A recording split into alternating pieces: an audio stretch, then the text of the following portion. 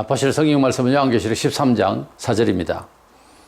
용이 짐승에게 권세를 주므로 용에게 경배하며 짐승에게 경배하여 이르되 누가 이 짐승과 같으냐 누가 능히 이와 더불어 싸우리요 하더라.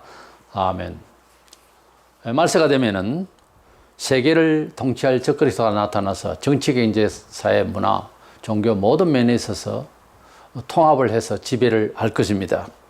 그래서 종말의 세계 조직이란 주제로 우리가 미리 알고 그런 낌새를 이 세상을 보면서 알아차리면서 더 경건할 수 있기를 원합니다. 먼저 정치, 경제, 종교의 통합에 대해서 살펴보려고 합니다.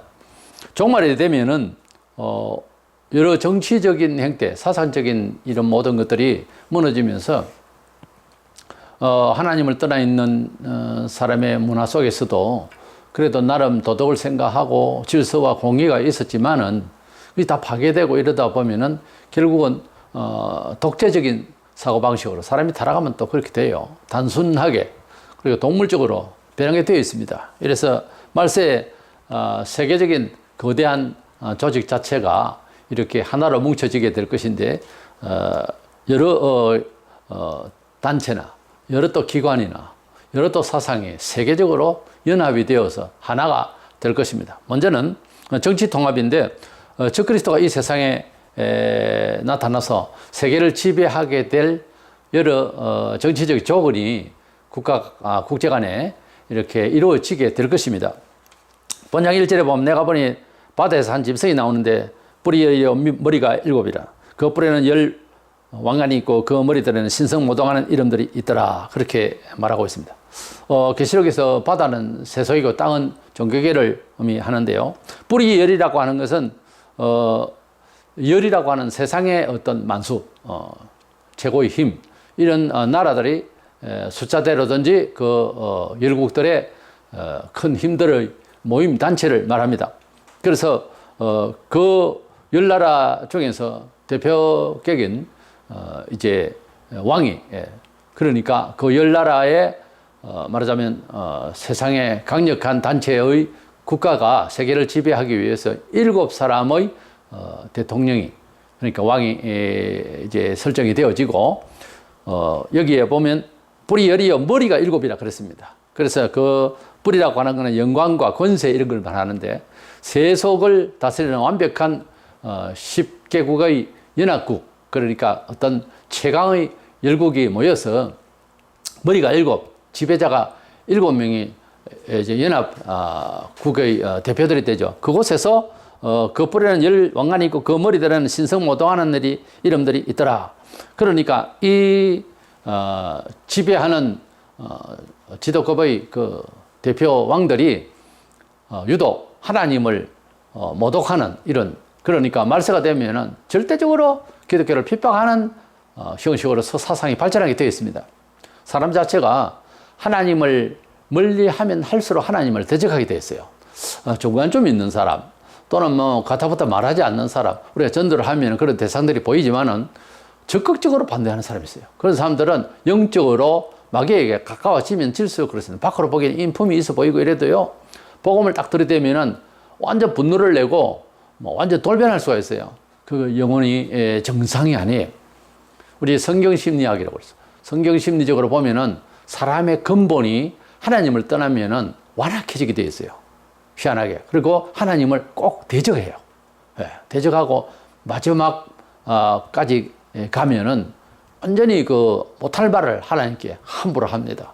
그러다가 이제 형벌을 받아요. 하나님을 대적하는 말을 함부로 하는 사람 치고 아주 그것도 급하게 벌을 받지 않는 사람 없어요. 괜찮을 것 같습니까? 그렇지 않습니다. 우리가 하나님을 안 믿는 사람도 함부로 말을 하면은 하나님 벌하시더라고. 그런 걸 보면 우리는 안 믿는 사람에게도 하나님께서 다 관리하고 계신다는 것을 다 볼 수가 있습니다. 이래서 이 7명 중에서 또 그 중에 대표가 되는 8번째가 되겠죠. 그 대표가 되는 왕이 바로 세계를 지배할 대통령으로서 왕으로서 적그리스도가 되는 것입니다. 그래서 우리 편에 있었어요. 적그리스도. 자기들은 세계적 지도자 이렇게 되겠죠. 이 사람이 세계를 지배할 능력이 어디서 왔으며 그런 파워가 또 뭐 지각이 있어야 되지 않겠어요? 머리가 나빠가지고 또 안 되겠고. 이 사람이 무슨 정신으로 됐을까? 그 사람이 나타나기 직전에 공중에서, 불신자는 잘 모르죠. 공중에서 거대한 영적 전쟁이 일어납니다. 이 세계를 어둠과 사망으로 이끌던 태고부터 하던 그 마귀와 그 졸개들, 그러니까 사탄과 그 귀신들과 그리고 군대 장관이라고 할 수 있는 미가엘과 그 천사들이 격전을 합니다. 영적으로 전쟁을 하는데 의미가 아닙니다. 천사는 영물이에요. 지음을 받은 존재예요. 우리 눈이 어두워서 볼 걸 보도 못하고 우리 육신의 눈도 그렇잖아요. 근데 영안이 확실히 열리면 영적 세계 만드신 천사가 보입니다. 원래. 그래서 눈을 열면은 다 보이게 돼 있어요. 하늘나라 가면은 육신적인 눈으로서는 살피거나 느끼거나 감지하거나 하는 눈이 아니에요. 부활의 눈이기 때문에 천사가 다 보입니다. 그래서 거기에 가면 완전한 지혜에 하나님의 은혜를 받아서 우리가 보지도 않은 베드로를, 모세를, 아브라함을 다 보게 됩니다. 다 알게 된다니까요. 직관 능력으로. 헬라어는 오이다라고 하는 직관 능력이 이렇게 딱 보면 즉시로 알게 되는, 즉시하는 바로 그 지각이 있어요. 이래서 하나님의 나라에 가면 지금 안 보이던 것이 참 많이 보일 건데 그 보임을 지상에서 거룩한 생활에 충만하고 기도를 많이 하고 하나님 특별한 계시가 있을 때는 눈이 잠시 열려서 보인다니까요. 예를 들어서 천국에는 이제 수풀들, 꽃들이 노래를 합니다. 뭐 갔다 온 사람 이야기 간증들이 많은데요. 일단 참고로 그렇게 하늘나라에는 찬양하고 다 있어요. 근데 그것을 지상에서 눈이 잠시 열리면 지금 현재 있는 들풀도 노래를 하고 춤을 추고 하나님께 영광을 돌리고 있습니다. 왜냐하면 이런 자연 만물이 죄를 짓고 아니잖아요. 사람이 죄를 짓고 그래서 그 이후로 이제 우리가 힘들게 된 이런 지구촌일 뿐이거든요. 죄는 사람이 지었어요. 그런데 처음에 하나님께서 무엇을 만드실 때 보시기에 좋았더라 그랬거든요. 그리고 하나님께서는 영광을 받으시려고 다 만드시고 당신이 즐거우려고 만드신 거예요, 원래. 우리가 없어도 즐거우세요. 하나님 영원히 만족하시는 분이에요. 근데 이 만물을 지으시고 우리에게 주시려고 했는데 우리가 죄를 지으니까 만드신 것을 힘들게 우리가 취급할 수 있도록 또 다시 제2차적으로 조정을 해버렸다니까요. 그런데 회개하고 예수 안에서 눈을 뜨면 정말 회개하고 은혜 받고 만물을 바라보면 별들이 그냥 어제 보던 별이 아니에요. 이래 나무들과 숲들이 움직임이 그냥 바람결에 움직이는 정도가 아니에요. 실제로 뭔가 의인화되는 거예요. 말을 하고 찬송을 하는 그런 모습이 영적인 소리가 들리게 돼 있어요. 그게 가능합니다. 이제 그 정도로 하나님의 영적인 그 소통이 되면 그렇게 되는데 안 되니까 우리가 이 세상에서 어둠의 영 지배 아래 완전히 둔했죠. 우리가 사기를 당하거나 하면 둔해서 그랬잖아요. 또 종말에 대해서 예언의 말씀에 귀를 안 기울이니까 당황을 하는 거예요. 미리미리 준비된 마음, 죽을 각오가 되어 있는 사람은 죽음이 도착하면 그렇게 당황을 할 이유가 없잖아요. 근데 거의 뭐 준비가 안 돼 있으니까 당황이 되는 거예요. 계시록 12장 9절에 보면 큰 용이 내어 쫓기니 옛뱀고 마귀라도 하고 사탄이라고도 하며 온천할 꾀는 자라 그가 땅으로 내어 쫓기니 그의 사자들도 그와 함께 내어 쫓기니라. 공중에서 전쟁에서 미가엘 전쟁, 미가엘과 사탄의 전쟁에서 사탄이 게임에서 패배를 하고 그의 수하들도 땅에 왕창 내려옵니다. 그러니까 지금은 하늘에서 귀신들을 영을 보내가지고서 사람들을 조정해서 정치경제 사회만의 모든 면에 있어서 어둠의 영을 이렇게 어둠의 영으로 지배를 했지만은 이제 말세가 되고 주님이 오시기 직전에는 사람들 마음속에 짐승들 속에 직접 들어가서 그냥 좀 더 밖으로 그 귀신의 역사를 제대로 인지할 수 있을 만큼 악해져 버립니다, 사람이. 그런데 그 사탄이 마귀가 말하자면 떨어져서 세계를 지배할 사람 마음속에 쑥 들어가는 거예요. 쑥 들어가서 이 사람이 제정신인지 그때부터 아는 거예요.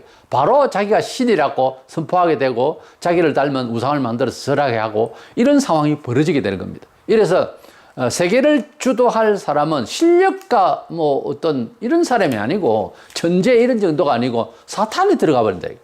이 세계를 지배하던 그 놀라운 파워와 지각을 한몫에 이제 받아서 세계를 주도할 사람이니까 못 이깁니다. 아무도 이길 수가 없어요. 그래서 그를 다 추종하는 수밖에 없죠. 살아남으려면. 그래서 이 정치가 통합이 된다고 하는 것. 그 다음에 경제가 통합이 되겠는데 말세에는 화폐가 단일화 될 것으로 봅니다. 지금도 유럽 경제 공동체에서는 모든 이제 단일화의 작업을 많이 하고 있는데요. 이제 뭐 여행이라든지 모든 비자가 통일되고 이런 식으로 이제 발전해 나가면 나중에 왜 그렇게 되는지는 이런 이제 경제학이나 이런 쪽, 정치학 이런 쪽으로 좀 밝으신 분들은 추상이 될 겁니다. 또 추정이 될 거예요. 이래서 이러한 그 경제적인 통합이 이루어지면서 그 경제를 누가 주도하느냐? 바로 적그리스도가 이 경제를 통합적으로 운영을 하게 되는, 그래서 그의 이름과 명분으로서 사고파고 할 수 있도록 그렇게 만든다는 것입니다. 요한계시록 13장 본장 18절까지 보면 그가 모든 자에게 그 오른손에는 이마에 표를 받게 하고 누구든지 이 표를 가진 자 외에는 매매를 못하게 하니 그 짐승의 수를 세어보라. 그것은 사람의 수니 그의 수는 666이니라 그랬어요. 이 세상에 이제 화폐의 그 발전사를 보면은 처음에 물물 교환이고 그 다음에 뭐 조개 껍질이나 이런 걸 통해서 나중에 쇠붙이로, 그 다음에는 종이 지폐로, 그 다음에는 수표로, 그 다음에는 이제 카드로까지 왔습니다. 이제는 뭐 이제 IT 산업이 이제 아주 많이 발전해가지고서 컴퓨터로서 이제 승부를 거는 모든 일들이 지금 변화를 받고 있습니다. 이제 경제적인 이런 매매 관계에도 돈이나 이런 나중에는 카드도 안 할 수가 있을 겁니다. 우리가 카드를 가지고 다니다가 핸드폰은 또 소통의 이제 매체물이니까 여기를 통해서 이제 뭐 돈 계산이 되어지고 돈은 직접 몸에 지니지 않는 시대가 벌써 왔습니다. 이것조차도 분실하거나 이렇게 되면 당장 어떻게 매매를 할 수가 없는 지경이 오니까 오른손이란 이마에다가, 그러니까 사람 자체에, 몸 자체에 경제 활동을 할 수 있는 어떤 여건을 마련할 것인데, 그에 뭐 어떤 바코드를 받는다, 또 여러 가지 얘기가 있어요. 어쨌든 그 적그리스도가 경제를 주도하는 그 마당에서 그 적그리스도를 숫자로 풀면 666이 된다고 하는 이런 내용인데, 이게 666에 대한 이 적그리스도에 대한 해석들이 여러 차례 이제 혼란을 겪고 있는데, 이제 그렇게 이제 시대가 그런 시대가 아니니까 추정을 다르게 할 수도 있거든요. 개혁가들은 로마 카톨릭 교황이 666이다, 적그리스도다, 이렇게 말하기도 하고요. 또는 지금도 계획주의라고 하는, 혹은 장로교의 칼빈주의 입장에 있다고 하는 개신교의 신앙자들도 어떤 사상단체, 세속의 사상단체, 그래서 너무 평범한 이야기예요. 보편적으로 그렇게 사상이다, 우리를 적대하고 하는 거는 말세에 가든 지금이든 똑같잖아요. 이제 그거는 안 맞는 것 같아요. 여기에는 어떤 배경이 정치적 배경에서 경제를 운용하는 이런 사람이다 보니까 좀 더 구체적인 그런 인물적인 입장에서 표현 계시되어 있기 때문에, 그래서 아브라함 하이퍼를 위세해서 이 적그리스도, 앞으로 나타날 적그리스도가 아니겠는가 하는 쪽으로 이제 다들 그렇게 짐작을 합니다. 세계를 주도할 사람이 바로 이름이 숫자로 풀면 666이 될 것이다, 이렇게 보는 거죠. 그 다음에 세 번째로는 종교 통합이 있는데요. 왜 종교가 하나가 될까? 종교는 자유인데, 양심의 자유인데 싶어도 이미 많은 종교가 연합운동을 합니다. 결국 우리 사회와 우리 개인의 이제 행복을 위한 것이 아니겠느냐, 이렇게 생각한 나머지 기독교도 많이 이제 그 세상을 위한 사회적 복음으로서 그 면모를 바꾸고 있습니다. 그러나 예수님은 말씀하시기를 나를 믿지 않고는 오직 나를 믿지 않고는 아버지께 갈 자가 없다, 구원은 영생 부활을 의미하고 있고요. 이래서 우리 기독교는 처음부터 일방적이고 뭐 어떤 정치적 해석을 하면 독재적인 그런 종교의 내용을 가지고 있습니다. 성경 자체가 그렇고 예수님이 그렇고 우리 하나님이 그렇게 말씀하세요. 다른 신은 다 사거리다, 귀신, 사탄에 이제 예속되어 있고, 그래서 그 지배를 받고 있는 세상은 악한 자 안에, 사탄 안에 들어있다. 이렇게 요한일서에 그렇게 말씀하고 있거든요. 그렇게 하고 우리 예수님이 직접 오셨어도 그렇게 말씀하셨습니다. 오직 자기 자신만이 하나님 아버지께, 천지를 지으신 하나님 아버지께 갈 수 있는 길이다. 그렇게 말씀하셨어요.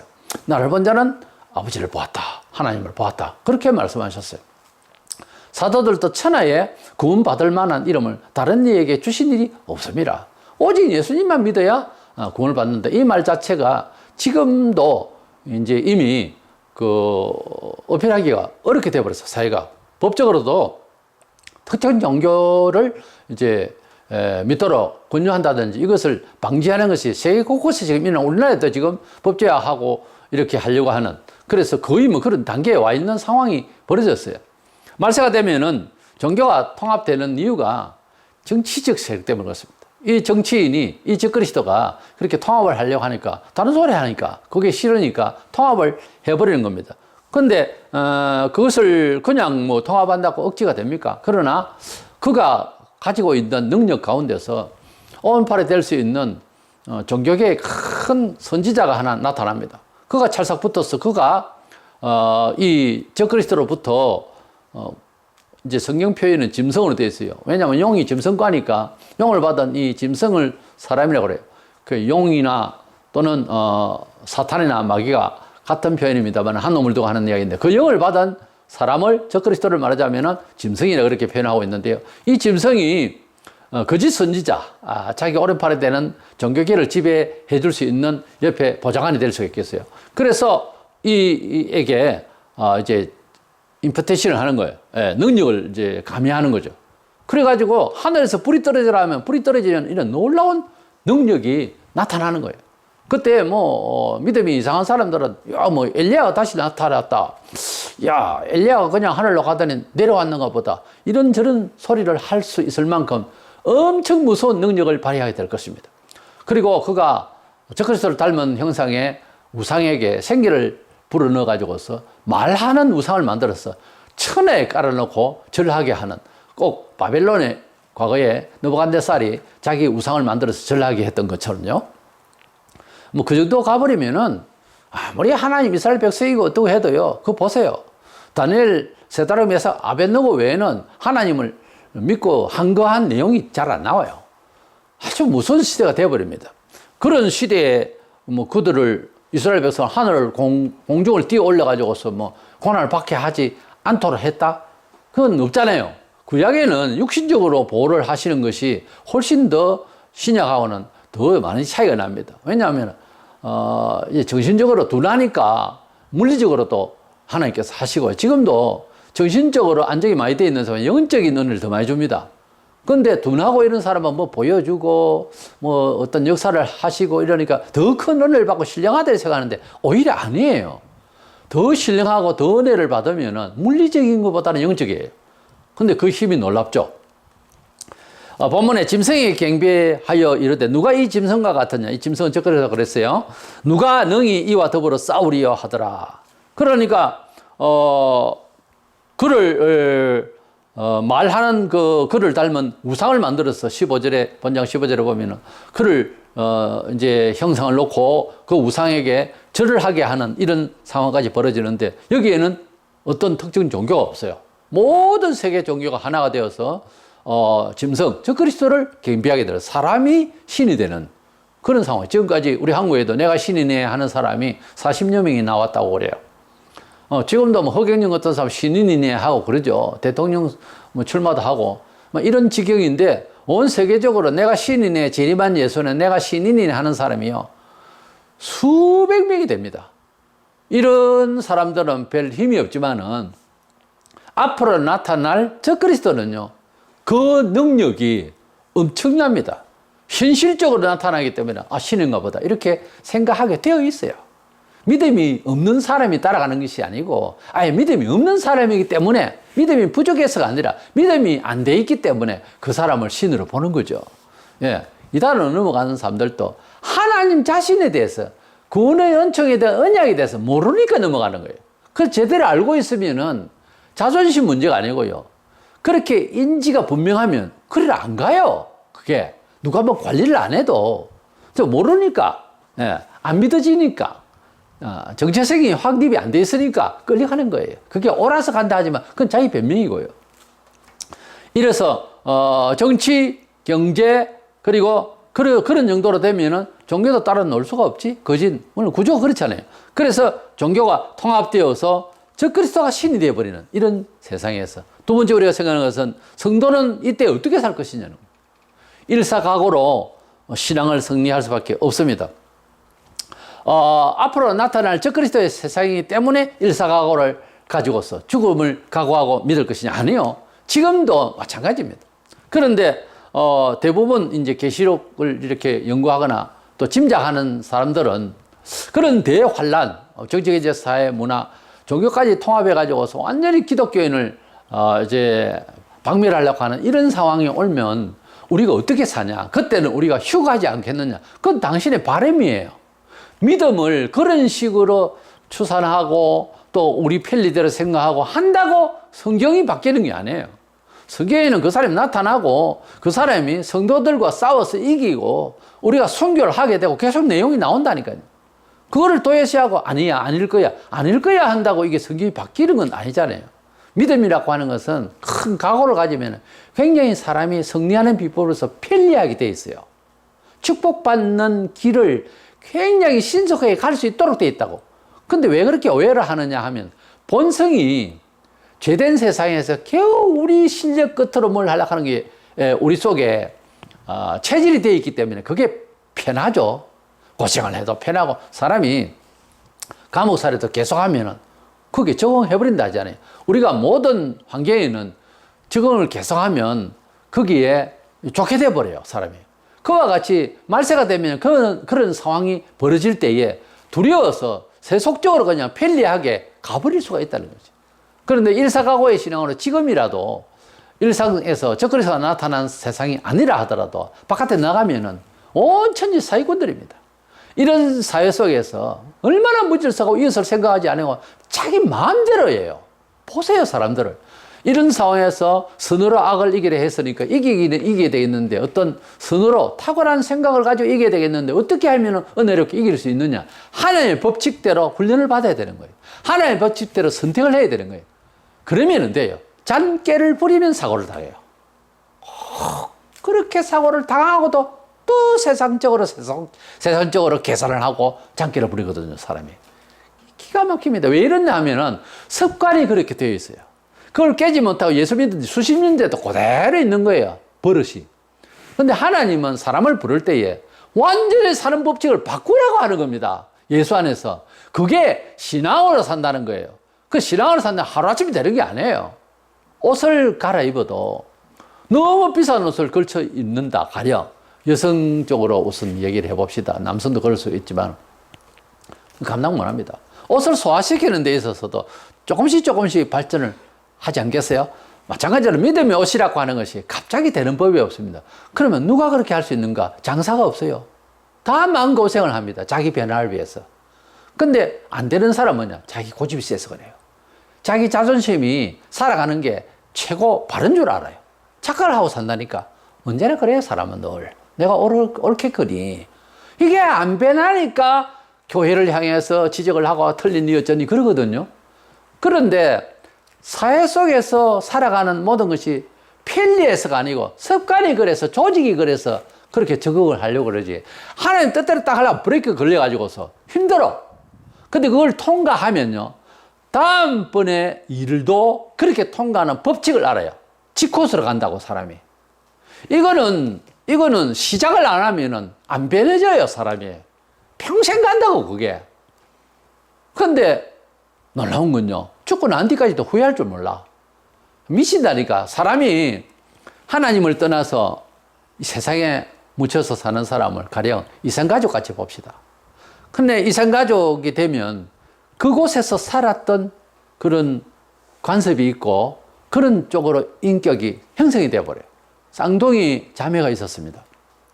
하나는 점장이가 되고 하나는 외고에서 심리학 교수가 돼서 40년 만에 만난 거예요.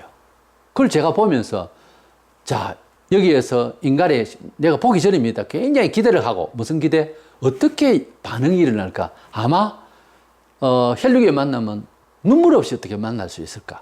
딱 만났는데 다른 예도 마찬가지예요. 점장이도 영성의 세계라서 웬만하면 눈물 흘리는 그런 스타일이 아니잖아요. 회는 펑펑 울고 있는데 언니 되는 사람은 별로 뭐 우는 것도 크게 없고 예, 반응이 그렇게 그렇지 않아요. 왜냐하면 부유한 집에 입양돼 가지고 마음껏 공부하고 아주 영특한 그런 소녀로 이제 자란 거예요. 그런데 지금 가족을 가지고 있고 이런데 전혀 행위 가치를 않게 보여요. 아버지를 만나도 그냥 뭐 이렇게 한번 봉 정도지 나는 퍼지고 울고 그럴 줄 알았어요. 그런데 다른 사람들도 외국 입양된 사람들을 만나보면 썩 그렇게 흥분하지 않아요. 오늘 사람들은 유독 정이 많고 한이 많고 그냥 펑펑 웁니다. 한국인은. 그런데요, 운다고 이 해결이 다 되는 건 아니잖아요. 그냥 만났을 때 기쁘고, 뭐, 말 표현도 굉장히 냉랭해요. 행복하고 즐겁다. 뭐 이런 식이. 우리는 뭐 미쳐버린다든지 뭐 이런 식으로 표현을 하잖아요. 어쨌든 이렇게 정서가 다르더라고요. 세상에서 살던 그런, 이런 사회의 습관이 예수 안에 들어와서 변화를 받는다고 하는 것은 굉장히 어렵습니다. 장사가 없다니까. 그리고 자동 케이스가 아니에요. 이걸 바꿔야 됩니다. 이걸 바꿔서 지금이라도 하나님의 사람다움의 생활은요, 누구든지 한 개당씩 바뀌어져야 됩니다. 그래야 일사각오의 신앙이 얼마나 좋은 신앙인지 딱 어떤 죽음을, 목숨을 담보로 하나님 뜻대로 살아야 될 상황이 딱 오죠.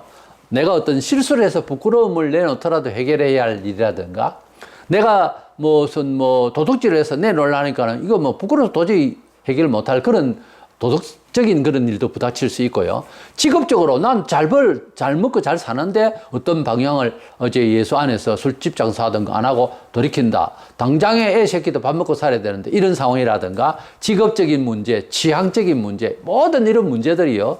그리스도를 위하여 하는 전제를 딱 돌리면 굉장한 갈등과 혁명이 온다니까. 개인에게는. 피를 흘려야 돼요. 근데 그걸 못하고 돌아서는 내 고집이지 주의 뜻이 아니요. 뭔 예정은. 하나님 은혜는 안 주는 것 같다. 아니요. 은혜의 도가니에 다 들어왔다고. 그 다음에 선택을 해야 돼. 받아들여야 된다. 그걸 순종이라고 그래. 기독교에는 긍정 마인드로서 무슨 자기 의지는 아니고요. 순종이라고 하는 의의를 잘 이해해야 돼요. 순종이라는 단계의 의무라고 하면 의무가 있어요. 사람이 순종을 하지 않으면은 안 되는 지경이에요. 성경이라고 하는 것은. 이 순종은요, 교육적 차원은 좀 다른 차원이잖아요. 부모에게 자식이 순종한다. 순종해야 할 이유를 막 설명하고 난 뒤 1시간 후에, 예, 순종하겠습니다. 이런 자식이 어디 있어요? 순종 안 하면 튀어버립니다. 그러나 말 안 해도 아는 관계란 말이에요. 이걸 천리라고 그러죠. 하나님 앞에서 나와서 하나님 말씀이 나에게 흡족히 은혜가 되어지고 이해가 되어지면, 그다음부터 순종을 어떻게 하면 내가 할 수 있겠냐는 것은 자기와의 싸움이에요. 사도로 부름을 받고 권능을 받아도요, 날마다 자기와 싸운다고 바울이 그랬거든요. 이게 보통 일이 아니에요. 본성이라고 하는 것은 밑으로부터 받은 것도 있고, 사회, 특별히 조직 사회가 그렇게 연결해서 살고 있거든요. 이것을 제도적으로나 모든 정서적으로나 이것을 바로 90도 각으로 꺾어서 들어가려고 하니 어렵죠. 어렵지만은 도전하는 거는 이제 강한 교회의 어떤 억지가 아니고 명령은 아닌데 하나님으로서는 명령이죠. 왜? 잘되게 하기 위해서. 그러나 자기 자신에게는 명령처럼 권유를 해도 명령처럼 듣고, 예를 들어 주일 성수하면 이걸 명령처럼 듣고 안 들으면은, 군인은 군대에서 상관말 안 들으면은 전쟁터에서는 총살입니다. 그러니까 내가 죽는다 생각하고 도전을 하는 거죠. 이거는 하늘이 노래져요. 힘들어.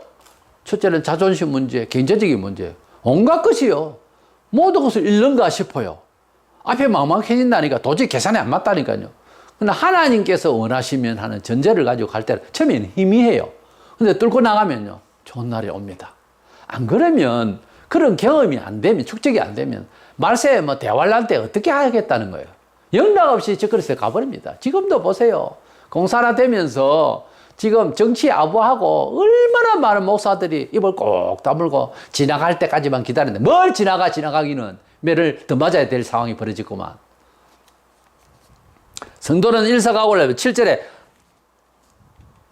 또 권세를 받아 성도들과 싸워 이기게 되고 그러니까 적그리스도가 성도들을 핍박하고 우리가 볼 때에 삼자가 볼 때 교회가 별거 아니네 할 정도로 순교를 막 당하고 힘이 더 많습니다. 적그리스도가 그때 가면은 10절에 보면 잡힐 자는 사로잡힐 자는 사로잡혀 갈 것이요 칼에 죽을 자는 마땅히 칼에 죽을 것이니 성도들의 인내와 믿음이 여기 있느니라. 그러니까 죽을 사람은 죽고 잡혀갈 사람은 잡혀가고 그래라는 겁니다. 왜냐하면은 여기에 성도들의 인내와 믿음이 여기 있느니라고 그랬는데 믿음은 원래요 긍정 마인드로서 무슨 의지적으로 이렇게 되는 게 아닙니다. 이것은 능동적인 입장에서 믿는 게 아니에요. 내가 믿는다. 글쎄요. 믿어져서 믿는 겁니다. 최소한 그렇게 해석이 되어져야 돼요. 수동형이에요. 믿어지는 거지 내가 믿겠다 하는 것으로 되어지는 일이 아니에요. 딱 칼을 대면은 평소에 나불 때던 그런 긍정 마인드는 어쩌니 그거 가지고요. 어느 유의 가지고 안 됩니다. 이 믿음을 못 지켜요. 목숨이라는 거는 딱 칼을 딱 갖다 대면 달라집니다. 그거는 믿어져야 되는 거예요. 순교도 믿어져야 되는 것이지 순교해야 되기 때문에 순교를 하겠다는 것은 안 된다고요. 그게 실제 상황에 가면은. 그러니까 우리는 이 말세에 하나님께서 주시는 믿음을 또 더 받으려고 하고 길을 열어서 하나님께서 어려울수록 원래 믿음을 강화시켰었어요. 기독교 역사에 보면은 도저히 그런 세월에 그렇게 믿을 수가 없는데 어떻게 일부러 그렇게 믿음을 크게 가지고 교회의 사상을 맥락을 이어갔을까? 하나님께서 믿음을 주셔서 그래요. 어떤 때는 단체로도 주시고요. 어떤 때는 몇몇 소수, 어떤 때는 혼자라도 믿음을 주셔서 끌고 가게 하세요. 하나님의 살아계심과 우리를 사랑하시는 방법을 계속 알게 하려고, 복음을 알게 하려고 믿음을 주신다고요. 믿음을 주셔서 믿어지는 것이지요.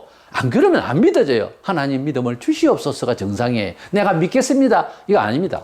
내가 믿는다고 해서 믿어지는 것도 아니에요. 그래서 하나님 말씀을 순종하고 하나님 말씀을 받아서 내가 그대로 실천하겠다라고 하는 이 순종만이라도 있으면 이 말세에 정말 우리가 세상을 이길 수 있는 힘이 생길 것이다. 기독교는 원래 교파를 초월했어요. 일사각오의 정신, 주기철 목사님의 설교 제목 아닙니까? 순교 가시기 전에 마지막 설교입니다. 이 일사각오의 신앙, 죽음을 놓고 믿는 신앙이 아니면은 기독교의 구원과 은총을 받는 법이 없어요, 원래. 그냥 되는 게 아니에요. 어떤 사람은 고생을 많이 해서 복을 받을 것이고 어떤 사람은 그게 아니에요. 똑같습니다, 상황이. 그렇기 때문에 나는 뭐 은혜를 못 받았어요. 어째요? 목사는 속으로 내가 자주 그런 말 하죠. 나는 악합니다. 그렇게 들립니다.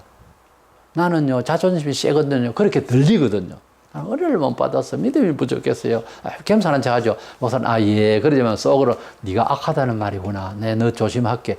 그렇게 한다니까요. 어느 목사들이 다 그렇게 알아들어요. 평신도들은 뭣도 모르고 자기를 그거 원래 습관이 그래요. 속이거든 사람은. 말은 막 잘하고 재주 있게 해도 아주 교양 있게 하고 겸손한 척하고 말해도요. 목사는 딱 사람 판단하는 기준을 배웠거든. 그거 아니에요. 그렇게 말하지 마세요. 제가 순종을 해야 되는데 못합니다. 차라리 그렇게 말하세요.